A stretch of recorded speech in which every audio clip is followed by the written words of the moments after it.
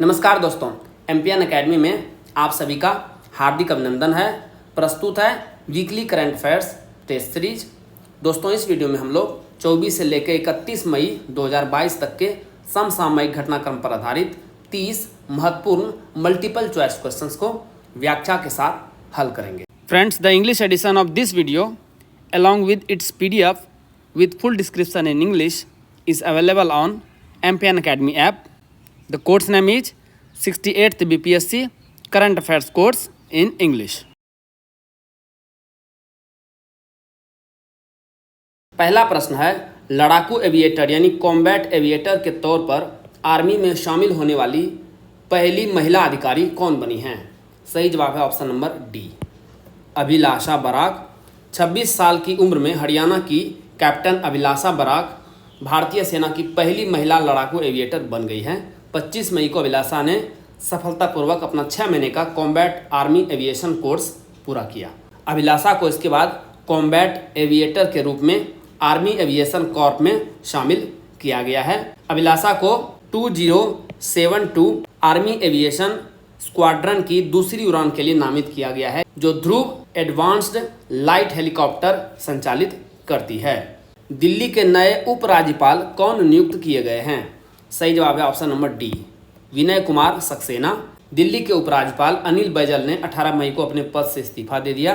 राष्ट्रपति रामनाथ कोविंद ने खादी एवं ग्रामोद्योग आयोग के अध्यक्ष विनय कुमार सक्सेना को दिल्ली का उपराज्यपाल नियुक्त किया है। इन्हें 22वें उपराज्यपाल के तौर पर दिल्ली उच्च न्यायालय के कार्यवाहक मुख्य न्यायाधीश विपिन सांघवी ने 26 मई को शपथ दिलाई। विनय सक्सेना गुजरात में भूकंप प्रभावित क्षेत्रों में व्यापक रूप से राहत कार्य करने वाले संगठन national council for civil liberties के संस्थापक अध्यक्ष रहे हैं। हाल ही में चर्चा में रहा सेला दर्रा किस राज्य में स्थित है? सही जवाब है ऑप्शन नंबर सी, अरुणाचल प्रदेश। सेला पश्चिमी अरुणाचल प्रदेश में दिरांग और तवांग शहरों के बीच समुद्र तल से 13,700 फीट की ऊंचाई पर स्थित है। अभी न्यूज में क्यों है? अरुणाचल प्रदेश में पाए जाने वाली प्राचीन बंदर की एक नई प्रजाति का नाम सेला मकाक रखा गया है। यह नाम सेला दर्रा के नाम पर रखा गया है। इनकी पहचान जूलॉजिकल सर्वे ऑफ इंडिया और कलकत्ता विश्वविद्यालय के विशेषज्ञों की एक टीम द्वारा की गई थी।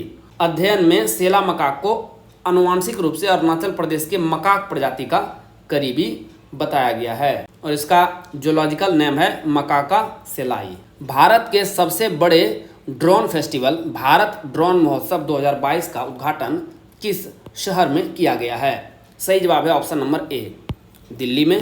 प्रधानमंत्री नरेंद्र मोदी ने 27 मई को दिल्ली के प्रगति मैदान में इस महोत्सव का उद्घाटन किया।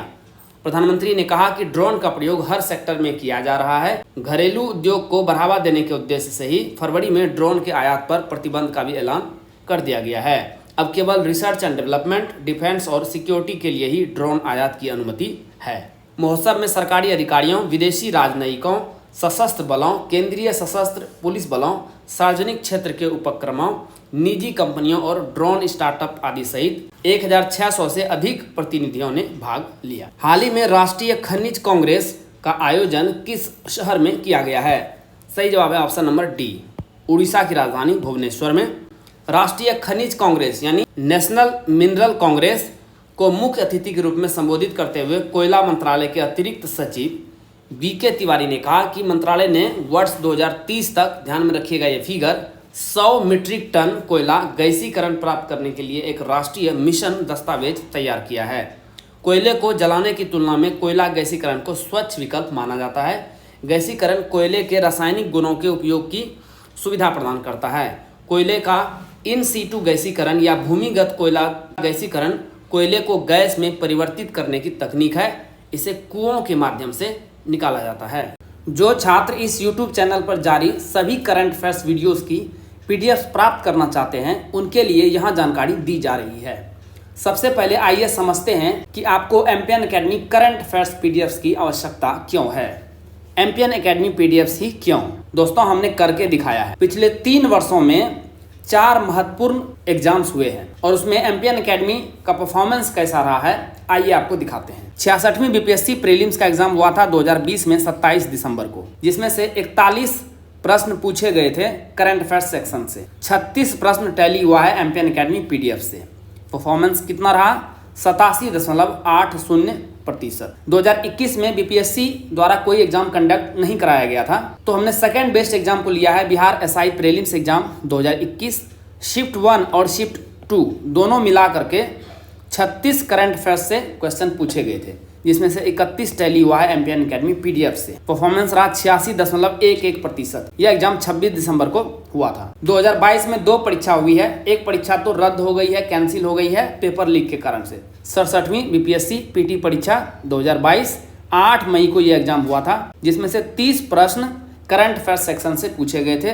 26 टैली हुआ है एमपीएन एकेडमी पीडीएफ से। परफॉर्मेंस रहा है 86.77%। अभी रिसेंटली बीपीएससी सीडीपीओ प्रारंभिक परीक्षा हुई है 15 मई को, जिसमें 35 करंट अफेयर सेक्शन से क्वेश्चंस पूछे गए थे। 30 प्रश्न टैली हुआ है एमपीएन एकेडमी पीडीएफ से। परफॉर्मेंस रहा है 85.71%।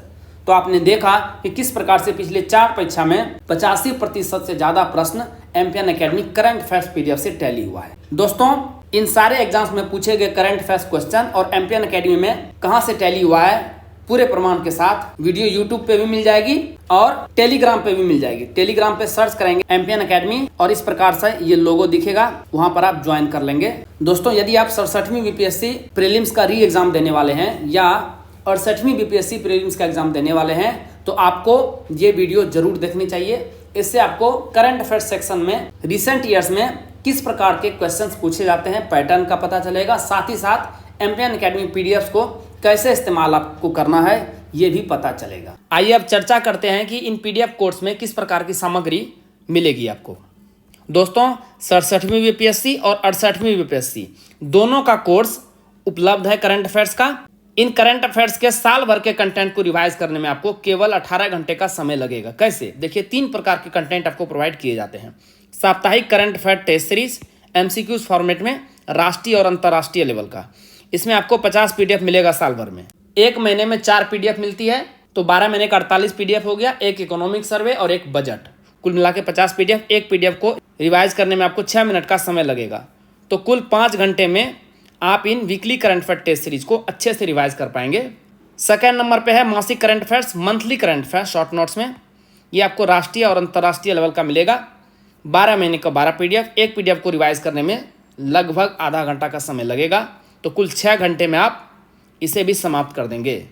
थर्ड नंबर का कंटेंट है वो है Bihar monthly current affairs, Bihar मासिक करंट अफेयर्स। इसमें एमसीक्यूज भी मिलेगी और शॉर्ट नोट्स भी मिलेगी। इसमें 14 पीडीएफ मिलेंगे, 12 महीने के 12 पीडीएफ, एक इकोनॉमिक सर्वे और एक बजट। एक पीडीएफ को रिवाइज करने में लगभग 30 मिनट का समय लगेगा, तो कुल 7 घंटे में इसे भी आप रिवाइज कर लेंगे। तो कुल 18 घंटे में आप 1 साल भर के कंटेंट को रिवाइज कर लेंगे। ध्यान में रखिएगा कि 67वीं बीपीएससी का जो एग्ज़ाम है वो काफ़ी डिले हो गया है। इसे आपको नवंबर 2020 से स्टडी करना है और एग्ज़ाम डेट से जस्ट 1 महीने पहले तक। तो लगभग 1.5 साल का कंटेंट आपको स्टडी करना है इसमें। तो लगभग आपको 25 घंटे का समय लगेगा, एक बार आप रिवाइज कर पाएंगे। यदि एग्जाम से पहले 5 से 6 बार आप रिवाइज कर लेंगे तो आपका परफॉर्मेंस आश्चर्यजनक तरीके से बढ़ जाएगा। 68वीं बीपीएससी के लिए कंटेंट जनवरी 2022 से दिया जा रहा है। दोस्तों, आपको ये पीडीएफ मिलेगा कैसे? आपको एमपीएन एकेडमी ऐप डाउनलोड करना है, जो कि गूगल प्ले स्टोर पर अवेलेबल है। आप एमपीएन एकेडमी सर्च कीजिए, वहां पर आपको ये लोगो दिख जाएगा। ऐप को इंस्टॉल करने के बाद सबसे नीचे देखेंगे तो स्टोर सेक्शन मिलेगा आपको ऐप पर, वहां पर क्लिक कीजिए और 67वीं या 68वीं बीपीएससी करंट अफेयर्स का कोर्स सेलेक्ट कीजिए। जैसे उसे सेलेक्ट करेंगे तो वहां पर आपको पेमेंट का लिंक मिल जाएगा। बहुत ही रीजनेबल प्राइस पर ये सारे पीडीएफ आपको मिल जाएंगे। शुल्क का भुगतान करें और सभी पीडीएफ आपको कंटेंट सेक्शन में वहां पर उपलब्ध हो जाएगा। देश के पहले नैनो लिक्विड यूरिया प्लांट का उद्घाटन किस शहर में किया गया है? सही जवाब है ऑप्शन नंबर डी, गुजरात की राजधानी गांधीनगर में। प्रधानमंत्री नरेंद्र मोदी ने 28 मई को इस प्लांट का उद्घाटन किया। यह यूरिया के परंपरागत विकल्प के रूप में पौधों को नाइट्रोजन प्रदान करने वाला एक पोषक तत्व है, जो कि लिक्विड फॉर्म में है। नैनो यूरिया को पारंपरिक यूरिया के स्थान पर विकसित किया गया है और यह पारंपरिक यूरिया की आवश्यकता को न्यूनतम 50% तक कम कर सकता है। इसकी 500 मिलीलीटर की एक बोतल में 40,000 किलोग्राम प्रति लीटर नाइट्रोजन होता है, जो समान यूरिया के एक बैग या बोरी के बराबर नाइट्रोजन पोषक तत्व प्रदान करेगा। ऑस्ट्रेलिया के नए प्रधानमंत्री कौन बने हैं? सही जवाब है option number D, Anthony Albanese. Albanese Australia के 31वें प्रधानमंत्री बने हैं। अल्बानीज की लेबर पार्टी ने चुनाव में पूर्व प्रधानमंत्री स्कॉट मॉरिसन के नेतृत्व वाले कंजर्वेटिव गठबंधन को सत्ता से बाहर कर दिया है। इस गठबंधन के तहत पिछले 9 साल में 3 प्रधानमंत्री सत्ता में रहे हैं ऑस्ट्रेलिया में। अपनी पहली विदेश यात्रा के तौर पर एंथोनी अल्बानीज क्वाड सम्मेलन में भाग लेने के लिए टोक्यो गए थे, जहाँ पे प्रधानमंत्री नरेंद्र मोदी से मुलाकात भी हुई। यात्रा और पर्यटन विकास सूचकांक 2021 में भारत का स्कोर क्या है? सही जवाब है ऑप्शन नंबर बी, 4.1। 24 मई को विश्व आर्थिक मंच यानी वर्ल्ड इकोनॉमिक फोरम, ध्यान में रखिएगा संस्था का भी नाम, द्वारा यह सूचकांक जारी किया गया है। सूचकांक 117 अर्थव्यवस्थाओं का आकलन करता है, जो विभिन्न स्तंभों के बीच वितरित 5 उप सूचकांक, 17 स्तंभों और 112 व्यक्तिगत संकेतकों पर आधारित है। जापान 5.2 स्कोर के साथ टॉप पर है। भारत इस सूचकांक में 2019 में 46वें स्थान पर था, जो कि अब फिसल कर कितना हो गया है भारत की रैंक? 54। तो 8 अंकों का नुकसान हुआ है भारत को। हालांकि दक्षिण एशियाई देशों में यह अब भी शीर्ष पर है। मंकी पॉक्स का मामला दर्ज करने वाला पहला खाड़ी देश कौन बन गया है?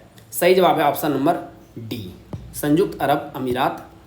यूएई की सरकार के अनुसार पश्चिमी अफ्रीका से आई एक 29 वर्षीय महिला मंकी पॉक्स से संक्रमित पाई गई है और इसका इलाज चल रहा है।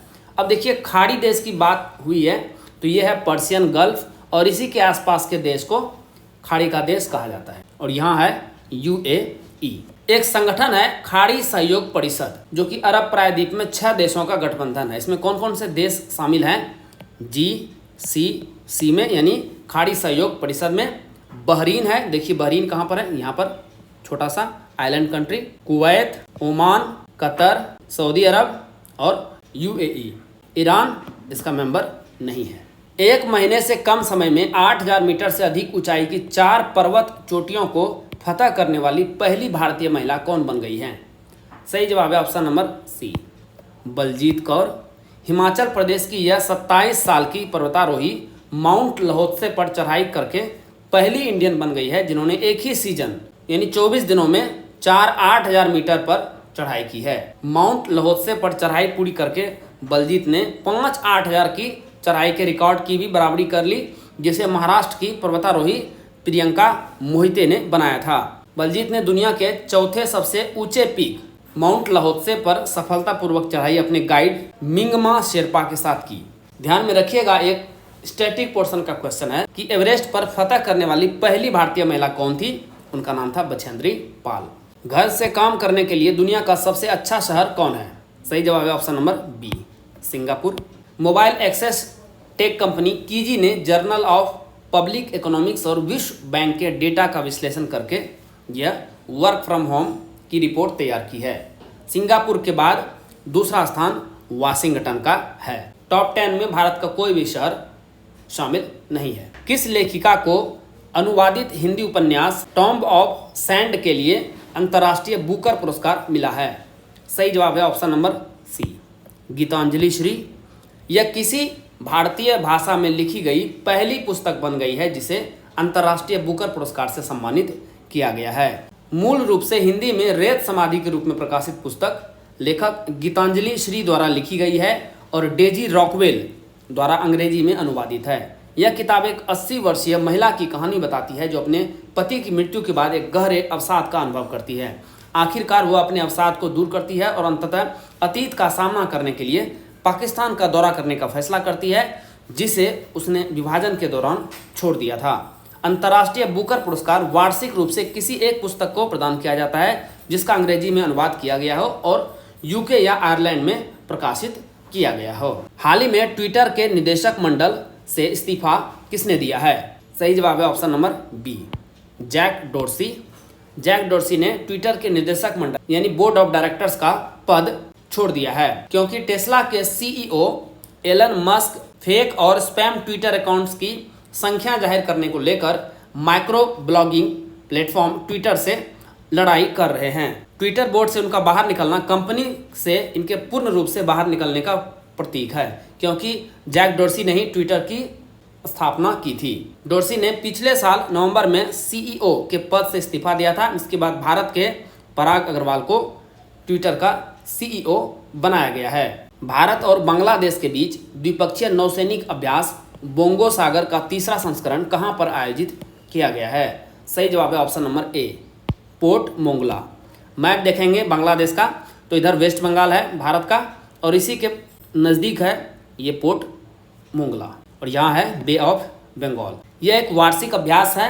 इस अभ्यास का दूसरा संस्करण 2020 में बंगाल की उत्तरी खाड़ी में आयोजित किया गया था। आभा मोबाइल ऐप की शुरुआत भारत के किस योजना के लिए की गई है?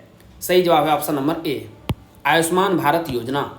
राष्ट्रीय स्वास्थ्य प्राधिकरण ने स्वास्थ्य संबंधी रिकॉर्ड रखने के लिए आभा, यानी इसका फुल फॉर्म देखिए, Ayushman Bharat health account mobile app की शुरुआत की है। स्वास्थ्य मंत्रालय ने कहा है कि आभा ऐप राष्ट्रीय डिजिटल स्वास्थ्य मिशन के अंतर्गत हेल्थ रिकॉर्ड्स ऐप का ही नया रूप है। इस एप्लीकेशन में नई व्यवहारिक चीज़ें हैं, जैसे एडिट प्रोफाइल, आभा नंबर जो कि 14 अंक का होगा और आभा एड्रेस के साथ लिंक और अनलिंक करना। हाल ही में चर्चा में रहा वायनाड वन्यजीव अभयारण्य किस राज्य में स्थित है? सही जवाब है ऑप्शन नंबर ए, केरल में। यह केरल के वायनाड जिले में स्थित है और राज्य का दूसरा सबसे बड़ा वन अभयारण्य है। न्यूज में क्यों है? आमतौर पर यूरोपीय घास के मैदानों में पाए जाने वाले मनी स्पाइडर को देश में पहली बार वायनाड वन्यजीव अभयारण्य के मुथुंगा रेंज में देखा गया है। क्राइस्ट कॉलेज जो कि केरल में है के शोधकर्ताओं ने मथुंगा रेंज से जंपिंग स्पाइडर के समूह से संबंधित एंट मिमिकिंग मकड़ियों की खोज की है। मनी स्पाइडर जीनस प्रोसोपोनाइडस के अंतर्गत बौने मकड़ियों के परिवार से संबंधित है। गुजरात टाइटंस ने आईपीएल के फाइनल में किस टीम को हराकर पहले सीजन में ही खिताब पर अपना कब्जा जमा लिया है? सही जवाब है option number B, Rajasthan Royals. इस मैच में टॉस जीतकर पहले बल्लेबाजी करने उतरी राजस्थान रॉयल्स ने 20 ओवर में 9 विकेट पर 130 रन बनाए। जवाब में गुजरात टाइटंस ने 18.1 ओवर में 3 विकेट खोकर लक्ष्य हासिल कर लिया, यानी 7 विकेट से जीत दर्ज किया। इस मुकाबले में गुजरात की जीत के हीरो रहे कप्तान हार्दिक पांड्या, जिन्होंने गेंदबाजी में 3 विकेट झटके और फिर बल्लेबाजी में महत्वपूर्ण 34 रन बनाए।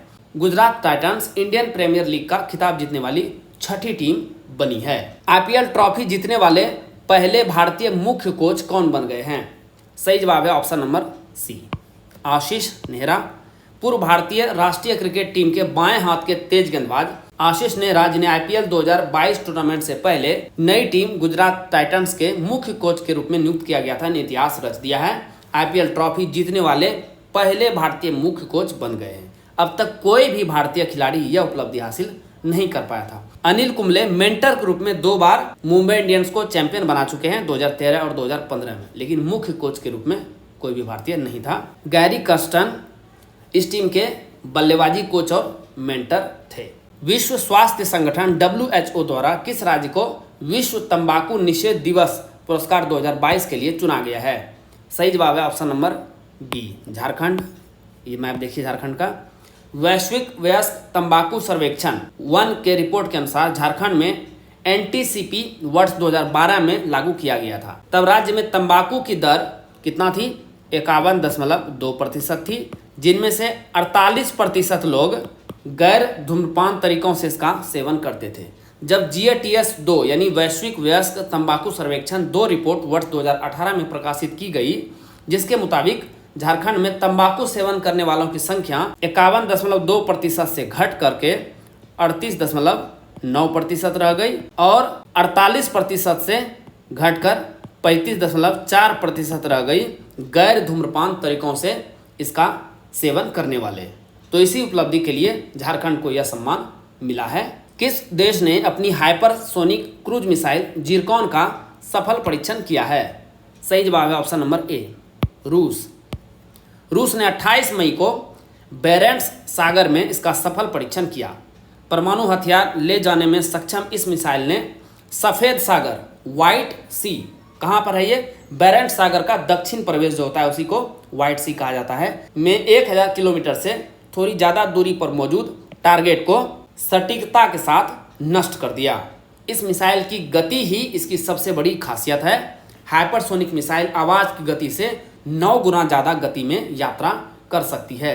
जिरकॉन मिसाइल 1 सेकंड में 3.1 किलोमीटर की दूरी तय करती है। दिल्ली उच्च न्यायालय के आदेश के बाद भारतीय ओलंपिक संघ के अध्यक्ष पद से किसे हटा दिया गया है?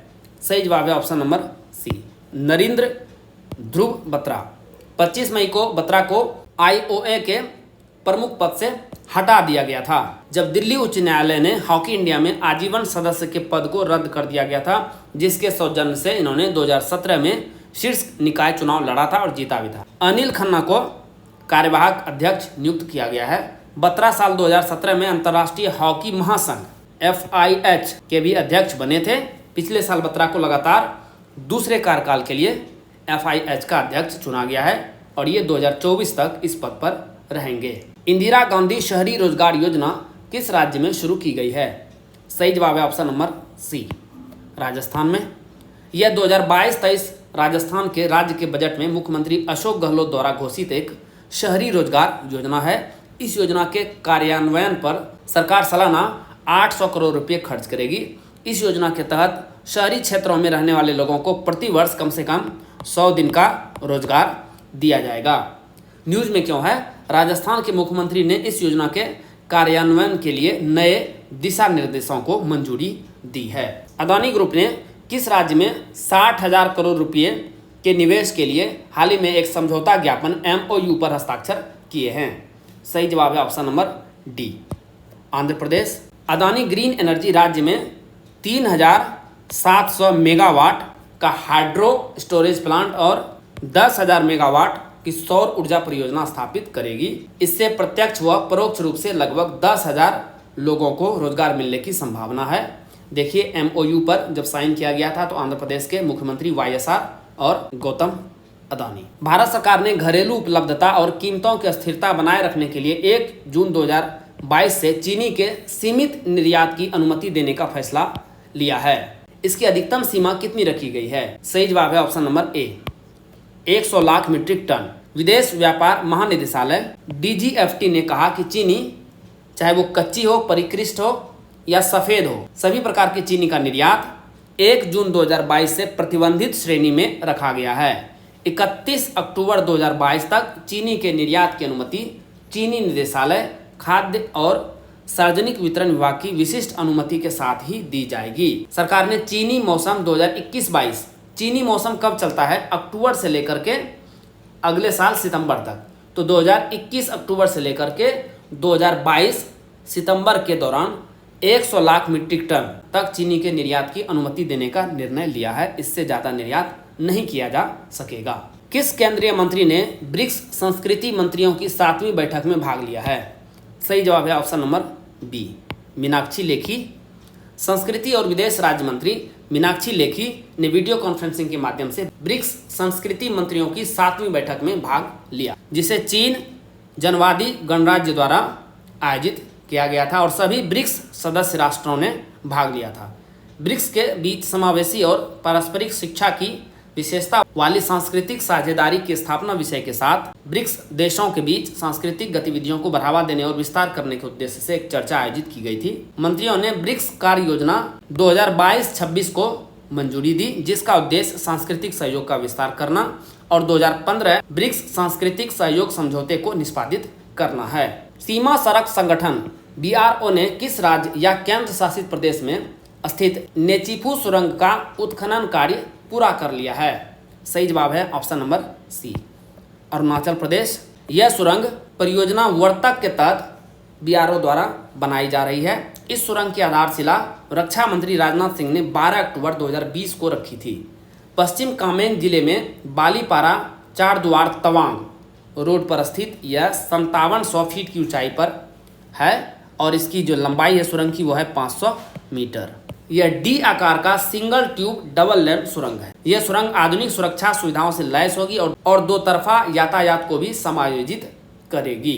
गृह मंत्रालय ने हाल ही में अंतरराज्यीय परिषद यानी इंटर स्टेट काउंसिल का पुनर्गठन किया है। इस परिषद के अध्यक्ष कौन होंगे?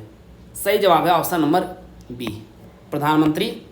गृह मंत्रालय ने अंतरराज्यीय परिषद सचिवालय की 9 अगस्त 2019 की अधिसूचना के अनुसार यह कदम उठाया है। प्रधानमंत्री नरेंद्र मोदी अंतर्राज्यीय परिषद के अध्यक्ष हैं, जबकि विधानसभा वाले सभी राज्यों एवं केंद्र शासित प्रदेशों के मुख्यमंत्रियों तथा बिना विधानसभा वाले केंद्र शासित प्रदेशों के प्रशासकों को परिषद का सदस्य बनाया गया है। कृषि मंत्री नरेंद्र सिंह तोमर, वित्त मंत्री निर्मला सीतारमण, सामाजिक न्याय एवं अधिकारिता मंत्री वीरेंद्र कुमार तथा जल शक्ति मंत्री गजेंद्र सिंह शेखावत को समिति का सदस्य बनाया गया है।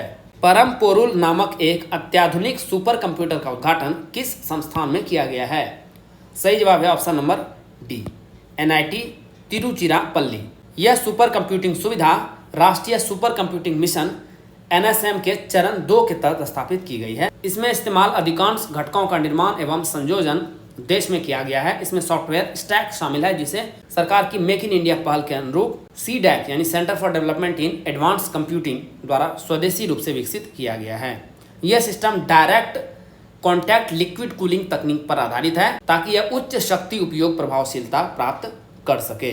कितने वर्षों तक देश की सेवा करने के बाद INS गोमती को 28 मई को मुंबई के नेवल डॉकयार्ड में कार्य मुक्त कर दिया गया है? सही जवाब है ऑप्शन नंबर सी, 34 वर्षों तक सेवा दी थी इसने। कप्तान सुदीप मलिक की कमान में जहाज को सेवा मुक्त किया गया है। इसे कब कमीशन किया गया था?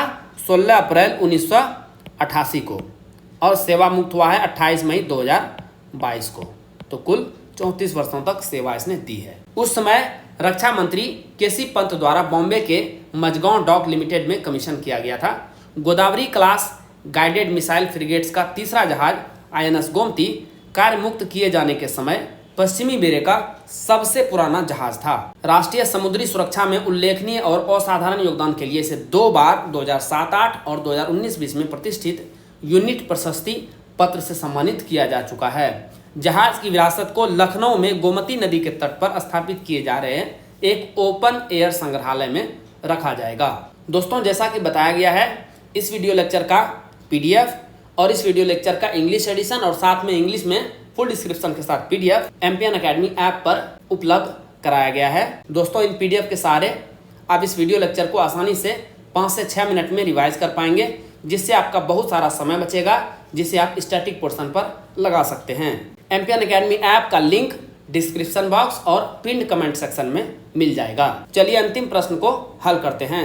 NIA की विशेष अदालत ने टेरर फंडिंग मामले में दोषी किस आतंकी को हाल ही में उम्र कैद की सजा सुनाई है? सही जवाब है option number B, Yasin Malik. प्रतिबंधित संगठन Jammu Kashmir liberation front JKLF के प्रमुख यासीन मलिक को टेरर फंडिंग मामले में उम्र कैद की सजा सुनाई गई है। मलिक पर 10 लाख रुपए का जुर्माना भी लगाया गया है। NIA कोर्ट के विशेष न्यायाधीश प्रवीण सिंह ने 19 मई को मलिक को गैर कानूनी गतिविधि रोकथाम अधिनियम UAPA उपा के तहत आरोपों में दोषी ठहराया था। यासीन मलिक पर आपराधिक साजिश रचने, देश के खिलाफ युद्ध छेड़ने, अन्य गैर कानूनी गतिविधियों और कश्मीर में शांति भंग करने का आरोप लगाया गया था। दोस्तों, इसी के साथ साप्ताहिक करंट अफेयर टेस्ट सीरीज के इस संस्करण को समाप्त करने की आपसे इजाजत चाहूंगा। Thank you very much for watching the video. All the best for your exam preparation.